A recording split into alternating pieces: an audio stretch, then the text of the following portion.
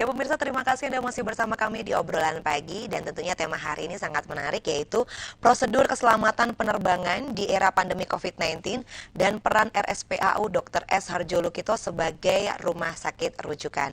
Dan tentunya untuk mendukung tema kita hari ini, kita sudah kedatangan tamu yang luar biasa.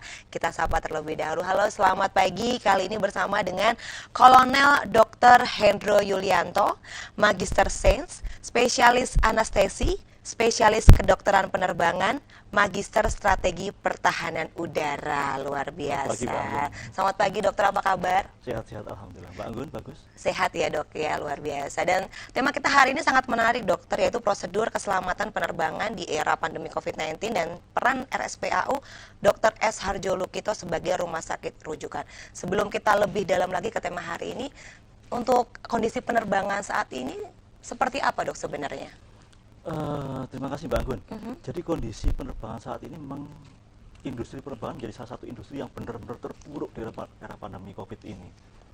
Kita lihat bahwa selama ini kita kan transportasi udara sudah menjadi bagian dari kehidupan kita sehari-hari. Betul, banyak sekali peminatnya dan penumpangnya tentunya dok ya. Sehingga seolah-olah bahkan terbang itu menjadi sudah rumah kedua, pesawat menjadi rumah kedua bagi beberapa orang kan. Iya. Namun kemudian ternyata dengan era pandemi COVID ini semuanya stop.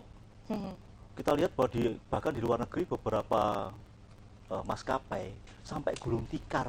Sampai gulung tikar. Sampai gulung tikar. Di Indonesia bagaimana? Di Indonesia tetap ada pembatasan-pembatasan sehingga sampai hari ini pun meskipun Kementerian Perhubungan sudah membatasi sampai 70% dari total jumlah penumpang, namun peminatnya juga terlalu banyak, lihat-lihat kan? Seperti itu kira-kira.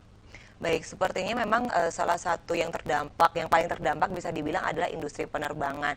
Kalau tadi juga dokter sempat membahas tentang kebijakan Kementerian Perhubungan yang saat ini membatasi mulai dari 50%, saat ini naik ke 70% untuk penumpangnya semua ya dok ya. Ini sebenarnya efektif atau tidak dokter? Sebelum bahas ke sana, jadi kami di dunia penerbangan, kami ada istilah organisasi yang bernama Perhimpunan Dokter Spesialis Kedokteran Penerbangan Indonesia. Kami tidak melihat bahwa pembatasan jumlah penumpang menjadi satu-satunya cara untuk mencegah penularan COVID. Justru yang lebih utama adalah meningkatkan optimalisasi APD-nya. Bagaimana penumpang kemudian bisa melindungi diri dengan masker, penggunaan masker triplay, kemudian penggunaan physical distancing-nya bagaimana, kemudian bagaimana mereka mencegah dirinya untuk menyentuh-nyentuh yang biasanya kita menyentuh-nyentuh segala macam kan. Kita mengurangi kebiasaan kita menyentuh, kalaupun harus menyentuh kita kemudian menggunakan hand sanitizer. Justru itulah yang kita coba sosialisasikan. Tidak hanya sekedar membatasi jumlah penumpang, karena membatasi jumlah penumpang ini akhirnya nanti akan justru membuat terpuruknya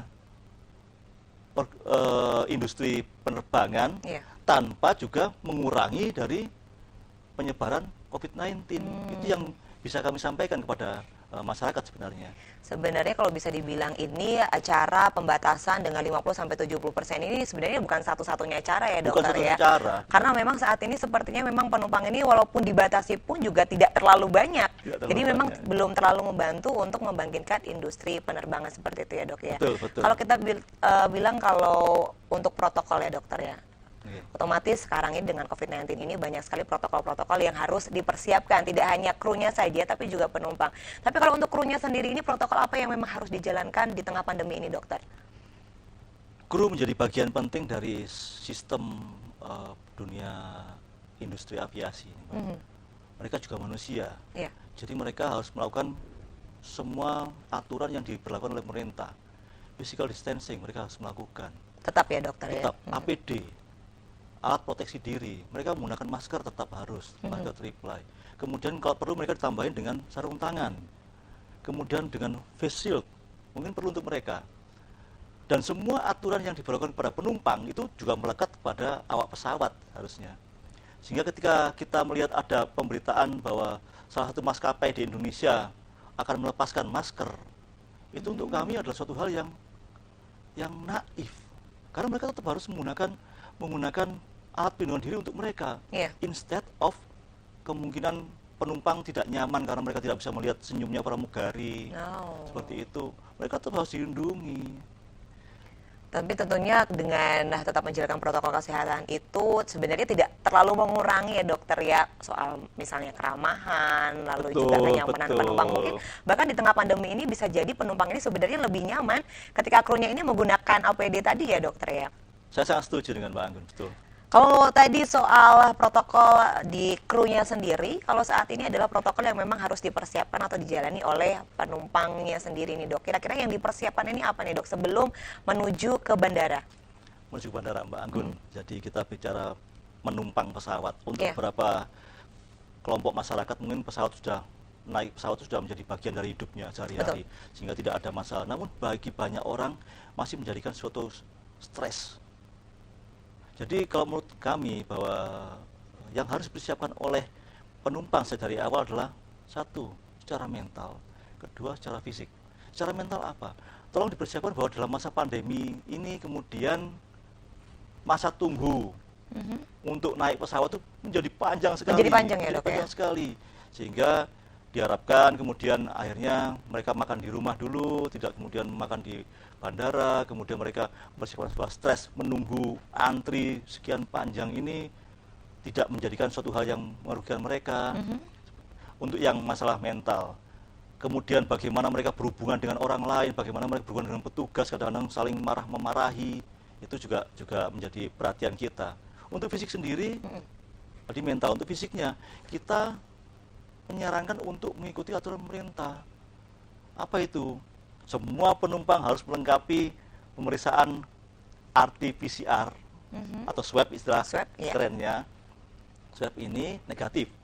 Kedua, mereka melakukan pemeriksaan rapid test dengan hasil non reaktif. Ini wajib, mereka wajib melakukan ini. Kita melihat bahwa mungkin ada kemungkinan untuk pemalsuan dokumen, itu sebaiknya tidak, karena penumpang ini kita Sempat viral juga ya dokter ya, ada yang mereka. menyediakan surat sehat ya dok ya. Betul. Dan dilengkapi dengan surat sehat. Hasil tes saja tidak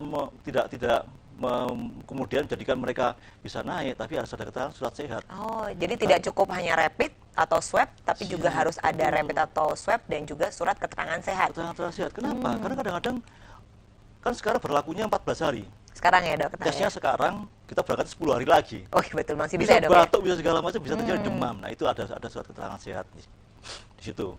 Kemudian kita melakukan, kalau bisa penumpang itu menyelesaikan semua administrasi penerbangannya sebelum masuk bandara lah. Contohnya apa?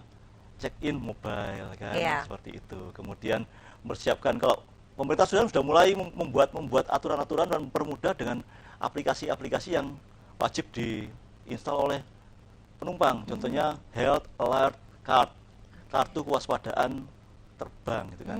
Kartu kewaspadaan kesehatan. Maaf. Jadi ini menjadi satu bagian yang mungkin perlu dipertimbangkan oleh para penumpang sebelum mereka masuk ke area bandara. Baik, kalau bisa dibilang tadi memang selain tetap memakai masker, lalu juga alat-alat pelindung diri sendiri untuk penumpangnya, tadi juga dihadapkan penumpang ini memang harus menyelesaikan administrasinya ketika sebelum terbang jauh-jauh hari atau jauh-jauh waktu sebelum terbang ya dokter ya? Biasanya check-in itu kan 4 jam maksimal Mbak, 4 jam sebelum itu kan bisa check-in mobile, sehingga atau bahkan mereka bisa mengeprint sendiri boarding pass-nya di rumah. Jadi Iya. ketika masuk di sana sudah langsung tinggal nunjukin. Sudah. Nggak pakai nunggu-nunggu kan jadinya. Jadi mungkin lebih efektif juga dan tentunya mengurangi waktu ketika ada di bandara dan juga berinteraksi dengan orang lain tentunya dokter ya. Mengurangi sentuhan Mbak. Mengurangi sentuhan, betul sekali. Kalau ketika di dalam pesawat ini dok, ini bagaimana, apa yang harus dilakukan oleh masyarakat? Karena kan kalau kita bilang pesawat ini memang untuk space-nya tidak terlalu luas ya dokter ya. Untuk physical distancing ini apakah memang bisa dijalankan secara maksimal nantinya dokter? Terima kasih Mbak Amel, pertanyaan yang bagus sekali. Jadi pesawat itu cuma segitu luasnya. Iya. Mau diapain segitu luasnya. Sehingga kita mau physical distancing seperti apa juga, walaupun kita jarak seperti satu ke sini, tetap aja juga nggak ada bedanya dengan ketika kita berjejer. Kurang efektif sebenarnya ya dokter ya. Asalkan kita memakai APD yang benar, kita memakai APD yang sesuai direkomendasikan, seperti itu kira-kira. Dan kemudian yang kita bisa lakukan sebenarnya hanya APD, kemudian kita menghindari tadi itu, menghindari sentuhan-sentuhan, kemudian kita etika batuk kita bagaimana kan, kalau seandainya kita batuk di dalam masker ya enggak apa-apa, tapi mohon jangan coba-coba menyebarkan apel batuk dengan buka Betul. masker seperti itu. Karena di tengah pandemi ini ketika orang batuk ataupun bersin aja kita sendiri juga agak-agak Ilfil. was-was sebenarnya juga dokter ya. Baik, namun walaupun kita bilang memang di pesawat ini kan space-nya tidak terlalu luas, tapi juga memang diharapkan untuk penumpang ini minimal untuk mengurangi sentuhan tentunya dokter ya. Mbak, mohon maaf, Mbak Manggun. Mbak Manggun tahu di mana posisi yang paling direkomendasikan? Di mana itu dok? Kira-kira ini juga menjadi suatu informasi yang berguna juga ini untuk masyarakat yang saat ini sedang menyaksikan. Direkomendasikan duduk dekat jendela. Karena dari penelitian, yang duduk di L itu, di tepi jalan, Iya. itu tingkat sentuhan dengan orang lain tuh lebih besar dibandingkan dengan 60% kurang lebih ke penelitian kemarin. Dibandingkan 13% kalau kita duduk di dekat jendela. Dan kalau mau lebih nyaman lagi, duduk jendela sebelah mana? Duduk jendela yang dekatnya sayap. Oh, memang seperti itu ya dokter ya. Berarti memang Ya. sebenarnya untuk posisi ini ada yang dianjurkan sebaiknya di dekat jendela atau kalau bisa di dekat sayap. Tapi kalau untuk yang di lorong ini bagaimana dokter? Apa yang harus mereka perhatikan ketika semisal mereka tidak mendapatkan tempat sesuai dengan tadi yang dianjurkan tadi dokter? Kembali lagi ke asal, hindari sebisa mungkin sentuhan dengan orang lain. Ya mungkin kalau ada yang lewat kita perhatikan, kita minggir atau bagaimana. Berarti agak sedikit Betul. mepet begitu ya dok Betul. ya, ke arah dalam tentunya ya dokter ya. Baik, tadi juga dokter sempat mengatakan bahwa swab lalu juga rapid. Kalau kita bilang itu kan untuk biaya swabnya sendiri itu kan sebenarnya untuk mungkin untuk beberapa masyarakat masih keberatan karena memang harganya tidak terlalu murah begitu ya dok ya. Ini sebenarnya efektif atau tidak dok? Dan pro kontranya ini seperti apa ini untuk para calon-calon penumpang ini? Kita nggak bisa bicara masalah pro kontra. Saya tidak bisa komen di situ. Efektivitas untuk saat ini menurut penelitian memang efektif untuk memisahkan antara mereka yang diduga terjangkit COVID dengan tidak. Itu saja. Itu yang swab. Untuk yang rapid, artinya mereka yang reaktif COVID, reaktif pada rapid test, itu mereka memiliki daya tahan tubuh setelah bersentuhan dengan virus. Artinya seperti itu, mereka memiliki daya tahan tubuh. Kemudian untuk penyelenggaraannya, kalau saya pikir ini menjadi tanggung jawab pemerintah sebenarnya. Namun juga kita nggak bisa menyalahkan pemerintah karena ini kan biayanya butuh biaya besar. Betul. Selama ini untuk swab test di daerah istimewa Yogyakarta sebagian besar gratis. Untuk rapid yang masih beberapa ada yang harus membayar. Dan kemarin pengumuman dari Kementerian Kesehatan sudah mulai dilakukan pembatasan harga untuk rapid test. Maksimal dijual hanya boleh 150.000. 150. Dari awalnya sekitar 350 ribuan. Jadi memang berkurangnya agak lumayan juga ya dok ya? Pemerintah yang Iya, mengatur. mensubsidi. Namun itu nanti implikasinya banyak di belakang. Tidak perlu kita bahas di sini, bukan? Betul. Jadi memang sebenarnya apa yang harus dipengerti oleh masyarakat ketika memang mereka harus menjalankan rapid atau swab itu untuk tidak hanya untuk dirinya sendiri tapi juga untuk orang lain tentunya dokter ya. Saling melindungi, Mbak. Saling melindungi, betul sekali. Dokter, kalau kita bilang untuk stimulus pemerintah untuk di dunia penerbangan ini apa yang sudah dilakukan pemerintah untuk membangkitkan kembali industri penerbangan yang bisa dibilang saat ini terpuruk di tengah pandemi COVID-19 ini? Mohon maaf, saya nggak bisa komentar tentang itu. Tapi kita melihat bahwa memang di seluruh dunia seperti ini kondisinya. Untuk beberapa maskapai yang harus berdiri sendiri swasta, memang mereka sebagian besar akan kolaps. Namun mungkin di Indonesia, pemerintah masih bisa membantu untuk yang bersifat BUMN. Iya. Ya, tapi untuk yang swasta mungkin hampir sebagian besar kolaps. Dan saya pikir untuk insentif ini salah satu keputusan Kementerian Keuangan untuk menaikkan jadi 70% itu pun sudah merupakan insentif yang cukup untuk saat ini. Iya. Meskipun kami kurang setuju untuk itu. Penuhkan silahkan, tapi APD yang bagus. Bahkan kami juga menyarankan kalau perlu mungkin maskapai ini memberikan semacam passenger kits lah. Isinya masker triple, Iya. tisu untuk mengelap. Misalnya mau duduk kita ngelap dulu, Betul. gitu kan? Atau mau ini kita lap dulu sehingga kita meyakinkan para penumpang bahwa maskapai memiliki visi ke depan bahwa kita saling melindungi. Itu juga suatu masukan yang luar biasa juga dokter ya. Jadi saat ini penumpang ini juga sudah disediakan minimal ada hand sanitizer, lalu juga mungkin tisu basah untuk mengelap sebelum duduk, terus juga Harapannya. ada masker yang sesuai tentunya. Kadang saat ini juga masker kan banyak ya dokter ya. Masker triple juga banyak, lalu juga masker kain. Ini sebenarnya untuk masker ini yang memang harus dipakai oleh penumpang ini apa dokter? Apakah masker kain ini juga memang diperbolehkan? Kalau sesuai aturan pemerintah memang boleh masker kain, tapi kami merekomendasikan sesuai dengan tingkat kemungkinan penularannya triplai, Mbak. Dan 3 lapis, karena itu terbukti secara ilmiah bisa mencegah penularan bakteri, virus ataupun kotoran-kotoran yang lain dari luar. Baik, sekali lagi memang tentunya ini juga informasi yang memang harus diperhatikan oleh masyarakat terkait dengan protokol-protokol ataupun penyesuaian ketika pandemi COVID-19 ini, termasuk ketika akan melakukan perjalanan menggunakan pesawat seperti itu, dokter ya. Baik dokter, kita akan lanjutkan kembali tema kita yang sangat menarik hari ini. Untuk pemirsa jangan kemana-mana, tetap bersama kami di Obrolan Pagi.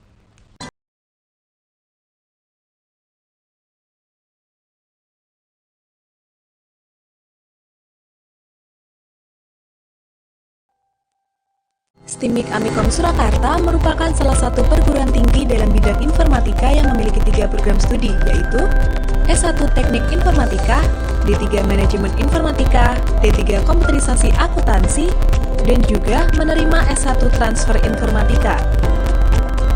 STIMIK Amikom Surakarta telah memenangkan 1 International Awards dan 14 National Awards. Dengan fasilitas yang memadai dan didukung dosen dari praktisi serta akademisi yang profesional dan terbaik di bidangnya, mahasiswa dibekali dengan ilmu yang dapat diimplementasikan di dunia kerja dan wirausaha. Untuk info lebih lanjut, kunjungi website kami di www.amikomsolo.ac.id. STIMIK Amikom Surakarta, kampus multimedia. Banyak kegiatan yang kita lakukan setiap hari. Tanpa kita sadari, banyak kuman yang menempel pada tubuh kita.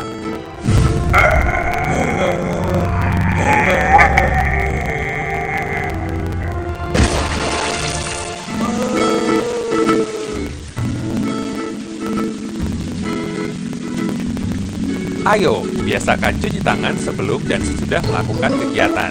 Iklan layanan masyarakat ini dipersembahkan oleh RBTV dan Git Solution.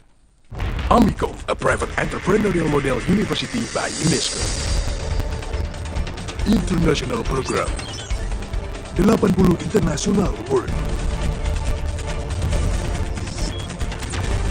Prodi Prospektif di era ekonomi kreatif.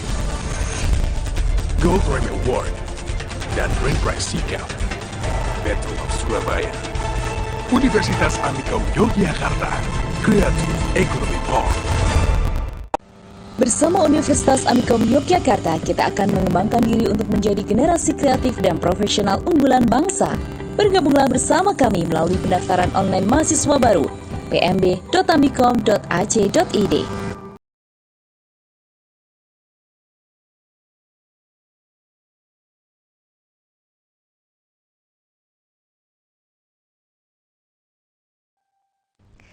Ya pemirsa, terima kasih Anda masih bersama kami di Obrolan Pagi, tentunya dengan tema yang sangat menarik. Untuk Anda yang mungkin baru saja bergabung bersama dengan kami, tenang saja, kita masih punya waktu untuk membahas soal tema yang sangat menarik seputar protokol sebelum memasuki pesawat, atau mungkin bisa dibilang prosedur keselamatan penerbangan di era pandemi COVID-19 ini ya dok ya. Baik dokter, tadi juga dokter sempat menyinggung soal aplikasi. Mungkin di masyarakat ini ada yang belum tahu bahwa sebenarnya aplikasi untuk sebelum melakukan perjalanan menggunakan pesawat ini ada. Boleh dijelaskan sedikit tadi dok aplikasinya dok? Iya, aplikasi ini memang dibuat disayangkan oleh pemerintah. Mungkin menjadi kewajiban bagi traveler dari antar negara. Antar negara. Tapi secara domestik, secara lokal juga bisa dipakai. Jadi ini namanya Health Alert Card, HAC. Alert Card. Kartu kewaspadaan kesehatan. Kartu ini bisa diunduh melalui aplikasi, baik iOS maupun di Android. Di mana di situ kita akan sebelum melakukan perjalanan, waktu kita membeli tiket, kita diminta untuk mengisi ini, dan akan disahkan oleh pejabat di area bandara. Ini berisi informasi-informasi tentang data kita, kemudian tujuan kita menuju daerah mana, naik apa, terekam di situ semua, termasuk kondisi kesehatan kita. Dan di situ gunanya apa? Gunanya adalah antar institusi yang berwenang terhadap perjalanan seorang ini memiliki kewaspadaan, diberitahu oleh, bisa mengakses ke aplikasi ini. Ini loh, mau ada orang sekian, jumlahnya sekian, datang dari sini mau ke daerah Anda. kondisinya seperti ini, naik pesawat ini, seperti itu kira-kira, Mbak. Oh, seperti itu. Jadi ini juga bisa jadi merupakan salah satu stimulus juga dari pemerintah ya dokter ya, tentunya Betul, untuk secara kembali membangkitkan mungkin bukan kepercayaan tapi juga keberanian masyarakat kembali untuk kembali melakukan perjalanan menggunakan Betul. pesawat tadi dokter. Apabila ada terjadi atau kejadian yang kita bilang mungkin kondisi darurat ketika melakukan penerbangan ini, apa yang nantinya akan dilakukan atau yang harus dilakukan tidak hanya kru tapi juga para penumpang yang ada di pesawat tersebut, dokter? Kita bicara kedaruratan di atas pesawat. Iya. Semua pramugari biasanya sudah diberikan pengetahuan, keahlian tentang bagaimana cara menangani kondisi kegawatan secara dasar. Pramugari, awak kabin. Oke. Namun tentu saja mereka tidak bisa melakukan itu secara spontan karena bukan ranah mereka sehari-hari. Sehingga ketika ada gawatan, biasanya mereka akan nanya, mohon maaf ada dokter di sini, selalu seperti itu. Baik, coba dokter kita mungkin bisa menyaksikan di layar kaca saat ini pemirsa, ini ada apa nih dok? Ini ada penanganan di UGD atau juga ICU, lalu juga ada penumpang pesawat. Ini sebenarnya apa ini dok yang ingin dijelaskan di gambar ini dok? Jadi kita ini berbicara tentang sebenarnya ini fokusnya pada pengungsian medik udara atau transportasi pasien melalui fasilitas pesawat terbang. Jadi kalau kita membicarakan gambar ini, kita bicara tentang orang sakit, Mbak. Iya. Orang sakit itu kalau dia ada di atas daratan, dia sakit di lingkungannya normal. Betul. Kan tekanan udaranya 1 atmosfer sehingga tidak terlalu mengganggu. Iya. Nah sekarang kita terbang penumpang pesawat, Anda sehat tapi lingkungan penerbangan itu berbahaya. Itulah yang menyebabkan adanya kemudian apa disebutkan dokter-dokter penerbangan, flight surgeon. Oke, Kemudian flight bahkan ada, mohon maaf saya tadi kan ada gelar saya salah satunya adalah SPKP, spesialis kedokteran penerbangan. Kita berbicara tentang bagaimana kita mencegah, mengendalikan penyakit akibat kerja dan akibat lingkungan. Nah, disinilah kita memberikan saran-saran kita, konsultasi untuk, walaupun Anda sehat, ketika Anda naik ke atas ketinggian dengan pesawat terbang, maka Anda rentan untuk mengalami sesuatu. Contohnya, kalau Anda sakit gigi, Iya. gigi berlubang, Iya. ditambal, tapi kemudian tambalannya tidak sempurna. Nanti mungkin ada beberapa penonton juga di rumah yang pernah mengalami ini, sakit sekali giginya. Oh. Gitu. Kemudian contoh yang lain, kalau kita sedang flu, naik pesawat, Iya. dengan kondisi tekanan udara yang semakin turun, sakit di bagian sini, sakit telinga, atau bahkan pusing selama penerbangan, itu mungkin yang terjadi. Atau bahkan kalau paling gampang sekali sering terjadi ini, bayi. Baik. Mbak Anggun, mohon maaf, masih 7 bulan ya? Iya, iya, dokter. Nanti kalau bayi ini ketika naik pesawat, dianjurkan ketika naik pesawat take off dan pesawat landing, dia disusuin. Kenapa? Untuk menyeimbangkan tekanan udara di dalam dan di luar, di dalam rongga telinga tengah. Kalau nggak gitu dia sakit, nangis, teriak-teriak. Sering kita lihat di saat ada anak-anak naik pesawat, kemudian saat mau landing itu kemudian nangis, teriak-teriak, atau saat terbang nangis. Itulah yang terjadi sebenarnya. Kita nggak tahu, tapi itulah kejadian yang kita pelajari, dan ini memang efek daripada lingkungan penerbangan. Nah, gambar yang ketiga tadi, gambarnya adalah tentang kalau orang sehat saja naik ke atas kemudian jadi bermasalah. Iya. Bagaimana kalau orang sakit justru naik ke atas? Ini Otomatis. penting. Untuk di era pandemi COVID ini penting ini, karena kita berbicara tentang orang yang sakit COVID saja lah, Iya. atau mungkin gejala COVID yang ringan sehingga tidak terdeteksi. Betul. Artinya mereka ini sebenarnya sudah ada sesuatu di dalam tubuhnya yang berkaitan dengan pernafasan. Nah, lingkungan penerbangan ini ada satu aspek di situ yang penting, yaitu ketika kita naik pesawat maka ada risiko terjadinya hipoksia, kekurangan oksigen di dalam darah. Kalau kita sistem pernapasan kita sudah mengalami suatu gangguan dengan hipoksia, apakah tidak justru lebih kolaps? Betul. Inilah pentingnya kemudian pencegahan itu menjadi lebih penting daripada yang ditanyakan oleh Mbak Anggun tadi.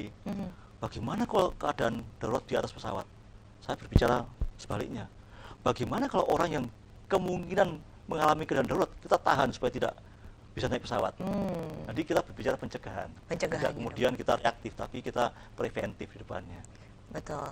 Jadi mungkin saat ini memang harus diperhatikan apalagi untuk penumpang-penumpang yang apalagi di tengah pandemi ini ya dokter ya, Betul. untuk penumpang yang memang sedang ada masa di kesehatannya dokter ya, untuk bisa dipikirkan ulang untuk mungkin bisa apa ya dok ya, menunda perjalanannya dan mungkin mempersiapkan kembali untuk fisiknya untuk penerbangan ya dok ya. Untuk saat ini di tengah pandemi COVID-19 ini sebenarnya anak-anak ataupun kalau bisa dibilang orang yang sudah lanjut usia dan mungkin mempunyai penyakit bawaan ini untuk naik pesawat ini apakah juga terlalu beresiko nih dok? Resiko seperti saya sampaikan tadi, dalam kondisi normal tanpa COVID saja sudah beresiko. Namun kemudian kita akan berbicara tentang tujuan, apa kita perlu sekali untuk naik Melakukan pesawat, perjalanan tersebut. perlu sekali atau tidak. Ada yang disebut 3 layers of protection. Silahkan dijelaskan itu dokter Jadi lagi. gini, ini dalam era pandemi COVID ini, layer pertama, kita seperti kemarin, WFH, isolasi Baik. diri. Tidak usah ketemu orang lain, tidak ketemu siapa-siapa, udah Iya. isolasi. Meminimalisir keluar Iya. rumah ya dok ya. Layer pertama, itu nggak bisa bagaimana nih? Ya terpaksa keluar, tapi kemudian kita harus melakukan hal perlindungan kan? Iya, betul. Perlindungan, ya kita meminimalisir ketemu orang, social distancing, kalau bisa nggak jauh-jauhan seperti itu. Dan yang ketiga, kalau memang benar-benar nggak bisa seperti di dalam pesawat, bagaimana? APD Anda harus optimal. 3 layer ya. Iya. Pertama, isolasi. Isolasi. Jangan ketemu orang. Kalau harus ketemu orang, jauh-jauhan. Ketiga, Social kalau iya, distancing. APD-nya. Kemudian PHBS, perilaku hidup bersih dan sehat. Cuci tangan, jarang sentuh, lah gitu seperti itu. Perilaku batuknya bagaimana? Baik, jadi memang itu yang harus diperhatikan masyarakat, apalagi untuk masyarakat yang ingin melakukan perjalanan tadi.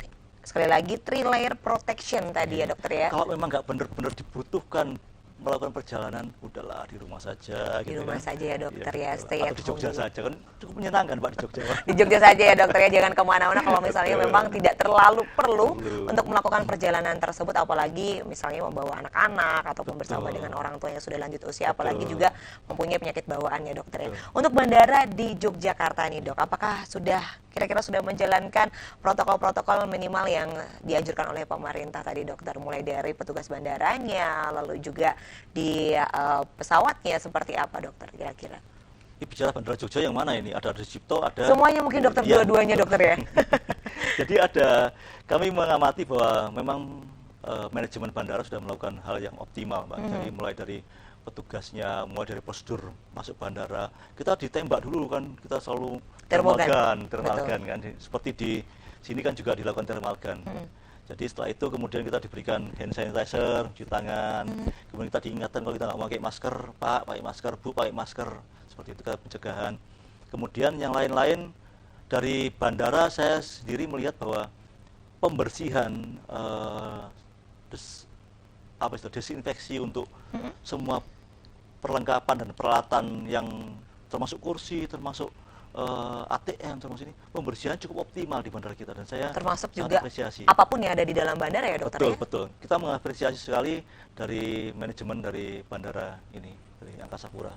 Baik, jadi tentunya untuk masyarakat apalagi yang ada di Yogyakarta ini misalnya ingin atau memang perlu sekali melakukan perjalanan ini, sebenarnya sudah tidak khawatir ya dokter ya, Betul, karena betul. untuk dari petugas bandaranya sendiri juga sudah menjalankan protokol kesehatan sesuai dengan dianjurkan pemerintah, dan juga pembersihan tadi dilakukan sudah secara maksimal ya dokter ya. Optimal, Mbak. Kalau maksimal mungkin kita juga bicara maksimal susah, tapi optimal cukup untuk sudah memenuhi persyaratan.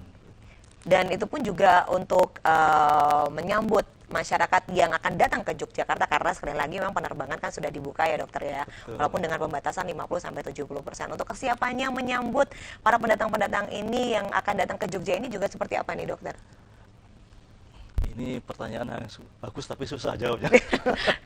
Gimana nih persiapannya harus disiapkan, karena kita bisa bilang beberapa bulan kemarin di saat pandemi ini kan mereka memang stay at home ya dokter ya. Betul. Tapi untuk saat ini kan sudah ada kelonggaran walaupun dengan pembatasan-pembatasan yang sudah ditetapkan oleh pemerintah. Untuk kesiapannya sendiri ini apa yang harus disiapkan nih oleh para petugas bandara dan juga aircrew-nya sendiri nih?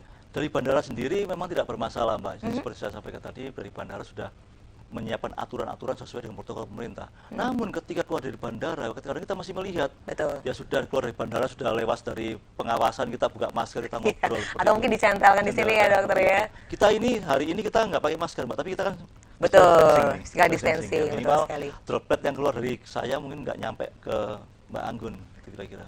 Itu jadi untuk masyarakat nih yang mungkin kemarin-kemarin keluar dari bandara lalu juga melepaskan maskernya, jangan ya, masker ini memang harus dipakai sepanjang di perjalanan ya dokter ya. Bahkan di dalam kendaraan pun mereka juga harus. Justru dalam kendaraan lah ya, karena mereka kan bersebelahan biasanya.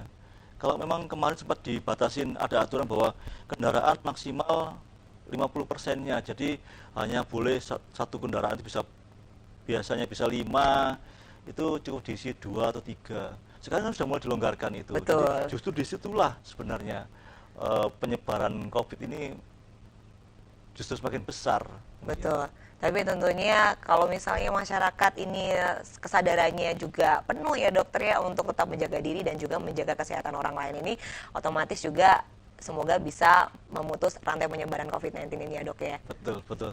Baik, kita beralih ke peran RSPAU Dr. S. Harjolukito sebagai rumah sakit rujukan, karena tema kita hari ini juga menyinggung mengenai peran dari rumah sakit Harjolukito sendiri. Ini untuk perannya sendiri dokter, apakah Harjolukito juga sudah menyiapkan atau sudah menyediakan untuk surat kesehatan, lalu juga untuk mungkin masyarakat yang ingin rapid juga, apakah sudah bisa dokter?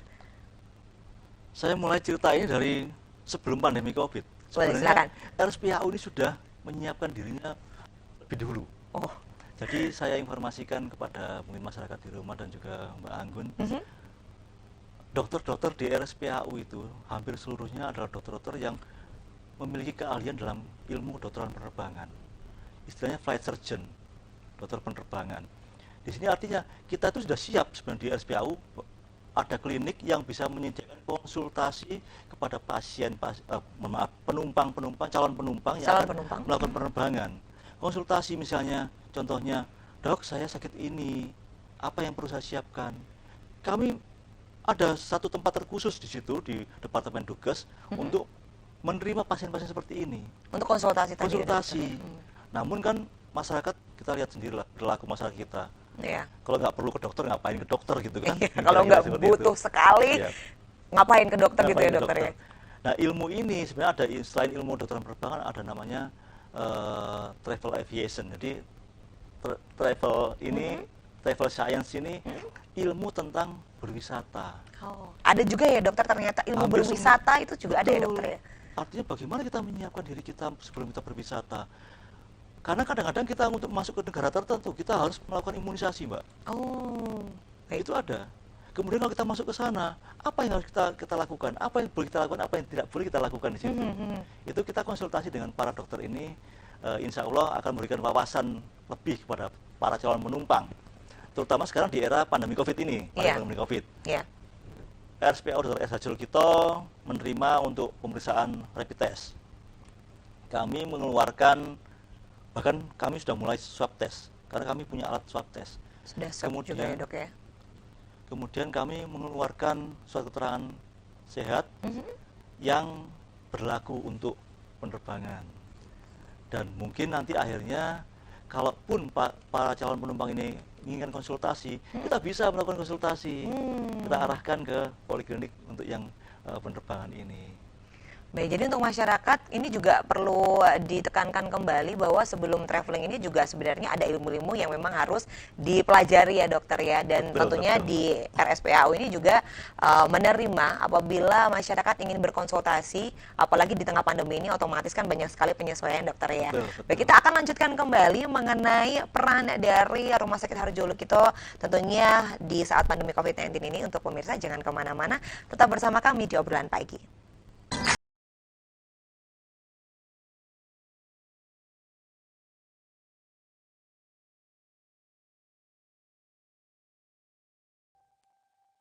Omnicom, a private entrepreneurial model university by UNESCO. International Program 80 International Award. Prodi Prospektif di era ekonomi kreatif. Gold Prime Award dan Green Prize Sikap. Battle of Surabaya. Universitas Amikom Yogyakarta, Creative Economic Park. Bersama Universitas Amikom Yogyakarta, kita akan mengembangkan diri untuk menjadi generasi kreatif dan profesional unggulan bangsa. Bergabunglah bersama kami melalui pendaftaran online mahasiswa baru pmb.amikom.ac.id. Musim hujan telah datang. Hah? Awas, bahaya nyamuk Aedes aegypti, nyamuk penular penyakit demam berdarah. Aha! Ayo lakukan 3M untuk mengatasinya. Mengubur, menguras, dan menutup. Dipersembahkan oleh RBTV dan Kids Solution.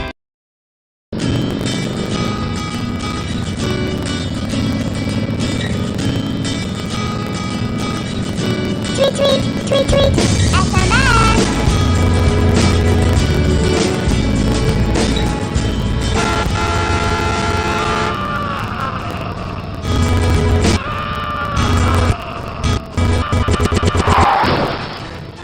Hentikan berkendara sambil bermain gadget. Bukan hanya kita, tapi semua dalam bahaya. Dipersembahkan oleh RBTV dan Kids Solution. STIMIK Amikom Surakarta merupakan salah satu perguruan tinggi dalam bidang informatika yang memiliki 3 program studi, yaitu S1 Teknik Informatika, D3 Manajemen Informatika, D3 Komputerisasi Akuntansi, dan juga menerima S1 Transfer Informatika. STIMIK Amikom Surakarta telah memenangkan 1 International Awards dan 14 National Awards. Dengan fasilitas yang memadai dan didukung dosen dari praktisi serta akademisi yang profesional dan terbaik di bidangnya, mahasiswa dibekali dengan ilmu yang dapat diimplementasikan di dunia kerja dan wirausaha. Untuk info lebih lanjut, kunjungi website kami di www.amikomsolo.ac.id.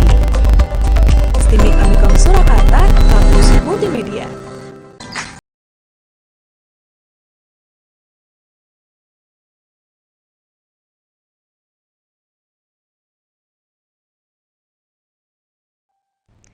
Terima kasih pemirsa, Anda masih bersama kami di obrolan pagi, tentunya masih bersama dengan Kolonel Dr. Hendro Yulianto, Magister Sains, Spesialis Anestesi, Spesialis Kedokteran Penerbangan, Magister Strategi Pertahanan Udara yang tentunya sudah membahas dari segmen kedua tadi mengenai prosedur keselamatan penerbangan di era COVID-19 ini, dan tadi kita juga sudah masuk ke peran Dr. S. Harjolukito sebagai salah satu rumah sakit rujukan COVID-19 ya dok ya. Tadi dokter juga sudah membicarakan bahwa di Harjolukito ini sudah ada bisa menyediakan untuk rapid juga ada, swab juga ada dokter ya, lalu juga ada ruang konsultasi sebelum melakukan penerbangan. Apalagi di tengah pandemi ini otomatis banyak sekali hal-hal yang memang harus diperhatikan oleh calon penumpang tentunya. Dokter, saya ingin bertanya apabila calon penumpang ini terdeteksi reaktif, ini lalu penanganannya akan seperti apa dokter? Memang kasusnya agak jarang karena biasanya sebelum terbang mereka dites dulu, minimal memberikan data bahwa mereka sudah melakukan tes gitu Pak, swab maupun rapid test. Namun kita lihat di media massa kemarin ada kejadian ketika penumpang dari salah satu daerah kemudian masuk ke Jakarta, dites ulang lagi rapid, ternyata positif. Iya. Seperti apa ini? Nah, di sini memang diperlukan kerjasama antara bandara dengan rumah sakit rujukan di sekitar daerah sekitar. Ataupun kalau seandainya memang pas penumpang ini tidak mengalami gejala apapun, mungkin harus isolasi mandiri di suatu tempat sampai terbukti kemudian dia negatif, non reaktif ataupun swabnya negatif. Di RSPAU Harjolukito kami selama ini kan sudah bekerjasama lama dengan bandara sehingga untuk hal seperti ini menjadi suatu hal yang sudah biasa, karena seringkali kalau ada pasien dari bandara kan kita juga mengevakuasinya ke Rumah Sakit RSPAU Dr. Harjolukito. Dan kebetulan kami juga menjadi rumah sakit rujukan untuk daerah istimewa Yogyakarta. Betul. Jadi kalau ada pasien seperti ini, dikonsultasikan kepada kami akan melakukan perawatan di rumah sakit. Kami ada fasilitas khusus untuk pasien-pasien yang menderita COVID-19 ini. Baik, untuk tenaga medisnya sendiri dok, apakah sudah dijalankan sesuai dengan protokolnya, lalu juga mungkin untuk pemirsa saat ini yang sedang menyaksikan ingin rapid gitu dok ya, kira-kira apa yang memang harus dipersiapkan ini dok? Apakah perlu menelpon terlebih dahulu? Apa mungkin bisa langsung datang? Oh silakan, kalau mau rapid test silakan datang langsung ke RSPAU Dr. S. Harjolukito. Kita ada namanya klinik dafodil, itu nama bunga Pak, bunga dafodil. Klinik dafodil. Nggak mau nanya apa artinya dafodil? Iya makanya, apa itu dok artinya dok? Bunga dafodil adalah bunga yang melambangkan kebangkitan awal. Ini mencerminkan doa kita bahwa kita segera setelah ini kita bangkit lagi, semoga selesai COVID-nya dengan cepat, kemudian kita menjalani hidup secara lebih baik di era yang baru. Betul. Dafodil. Jadi silakan datang ke klinik dafodil ini, letaknya di sebelah UGD, sebelah instalasi gawat darurat kita. Itu ada klinik dafodil, silakan daftar di situ, nanti kami akan dilayani oleh para petugas yang ada di sana. Untuk yang para petugas yang melayani di ruang perawatan COVID, kami strict Mbak untuk melakukan perlindungan mereka ini, cek rapid test secara berkala, kemudian APD-nya kita optimalkan, bahkan kita pikirkan bagaimana mengenai vitamin buat mereka. Untuk tenaga medisnya untuk dokter. tenaga medis yang itu. Baik, jadi untuk masyarakat yang ingin melakukan rapid ataupun juga swab bisa langsung datang ke tentunya RSPAU Dr. S. Harjolukito, bisa langsung dilayani tentunya dengan protokol-protokol yang harus dijalankan sesuai dengan anjuran pemerintah. Dokter, tadi juga waktu kita break tadi pemirsa, dokter sempat bercerita mengenai ambulans udara. Itu juga seperti yang menarik sekali untuk dibahas. Ini ambulans udara ini apa ini dok? Terima kasih Mbak Anggun. Ini janjinya kembali dengan doa semoga ini segera pulih ya. Betul, amin. Jadi ketika sebelum pandemi COVID ini terjadi, sebenarnya di Indonesia ini belum banyak ada suatu sistem untuk penanganan pasien yang sangat-sangat emergensi. Baik. Di Yogyakarta, RSPAU sudah bekerja sama dengan UGM, Rumah Sakit Dr. Sarjito, dan beberapa rumah sakit jejaring. Kita merencanakan suatu program bahwa kalau seandainya ada pasien yang mengalami serangan jantung misalnya, emergensi di sebuah rumah sakit dan harus dirujuk ke rumah Sarjito. Tapi kalau melalui jalan darat ini stuck, misalnya hari Sabtu Minggu suasana normal, kan macet sekali Jogja ini kan. Iya. Bagaimana mengatasinya? Butuh waktu maksimal 10 menit. Disitulah peran ambulan udara sebenarnya. Jadi kami di RSPAU ini kebetulan karena kami kan juga bekerja sama dengan Lanut Adi Sucipto, sehingga kami punya kemampuan untuk itu, untuk melakukan penerbangan langsung dari rumah sakit yang awal bahwa pasien ini dengan tentu saja protokol-protokol kesehatan yang dibutuhkan. Kalau sakit jantung ya kita melakukan apa gini, pasang infus segala macam. Kita terbangkan langsung ke rumah sakit tujuan. Diterbangkan ya dokter ya? Helikopter biasanya Pak. Iya. Helikopter yang biasanya tidak terlalu besar, dan namun bisa membawa semua peralatan kesehatan, emergensi, dan membawa penumpang dengan aman. Nyamannya pasti enggak, karena helikopter tuh goyangannya besar. Tapi apalagi untuk orang yang belum pernah ya dokter ya? Belum pernah. Dibandingkan dengan kalau dia harus naik mobil ambulan, kemudian dia harus memecah kerumunan jalan raya yang di era non-pandemi loh ini, di era non-pandemi, itu mungkin bisa membantu banyak. Dan kami sudah siap sebenarnya sebelum era pandemi, akhirnya era pandemi menjatuhkan semuanya kan. Baik, itu ambulans udara tadi ya dokter ya. Jadi memang bisa diterbangkan dari rumah sakit awal ke rumah sakit yang satunya tentunya. Dan untuk tadi apalagi untuk pasien yang belum pernah naik ke helikopter ini mungkin tidak nyaman, tapi ini menjadi suatu terobosan yang luar biasa sekali dokter ya, untuk Betul, bisa dibilang ini untuk mengurangi resiko ketika kemacetan terjadi gitu. Betul, dokter ya. Dokter, ini kita mau membahas mengenai new normal nih dokter, sebelum kita ke kesimpulan ini. Kalau new normal ini apa yang harus dipersiapkan masyarakat? Karena saat ini kan sepertinya new normal ini sering terdengar nih di telinga masyarakat, apalagi untuk pemirsa yang saat ini sedang menyaksikan. Istilah new normal kan sudah diadaptasi ke bahasa Indonesia menjadi AKB, adaptasi kebiasaan baru. Oke. Jadi di era ini, setelah kita melalui era yang bebas sekian puluh tahun, sejak jadinya Spanish Flu tahun 1920-an kan, Ya, kita bebas ya. Ini bebas ini. Tapi kemudian kita mengalami suatu peristiwa di mana kita harus merubah semua kebiasaan kita. Tujuannya apa? Tujuannya adalah untuk kesehatan kita masing-masing kan, untuk semua. Di sini dibutuhkan sekali lagi seperti aturan pemerintah. Physical distancing, kemudian penggunaan masker, kemudian cara batuk yang benar, kemudian apalagi cara batuk yang benar, kemudian kita melakukan PHBS, perilaku hidup bersih dan sehat. Itu saja cukup. Dan sebenarnya untuk ini sebenarnya gampang sekali kalau diomongkan. Iya. Namun dalam pernyataan di lapangan pakai masker aja susah. Iya. Disuruh perilaku bersih dan sehat jangan sampai nyentuh-nyentuh aja susah, garuk-garuk kepala, garuk kayak gini. Kadang itu refleks ya, Dok. Itu refleks. Jadi itulah yang akan dicoba disarankan oleh pemerintah dan juga WHO sebenarnya untuk kita mulai adaptasi pelan-pelan. Memang nggak nyaman, Mbak, nggak nyaman. Physical distancing. Saya kalau ini bukan era pandemi, mungkin saya akan duduk di sini, Mbak. Betul. Karena era pandemi kita harus physical distancing. Jauh-jauhan kan, Iya. jadi seperti itu. Nah, untuk ini memang butuh kesiapan mental dan juga butuh disiplin dari kita semua untuk mau dan mampu menjalani apa yang disarankan oleh pemerintah dan juga WHO untuk menjalani apa yang disebutkan sebagai new normal atau adaptasi kebiasaan baru. Baik, terima kasih dokter. Ini juga bisa dibilang ini adalah anjuran atau mungkin hal yang memang harus ditekankan oleh masyarakat, yaitu perilaku hidup sehat mulai dari sekarang tentunya ya dokter ya.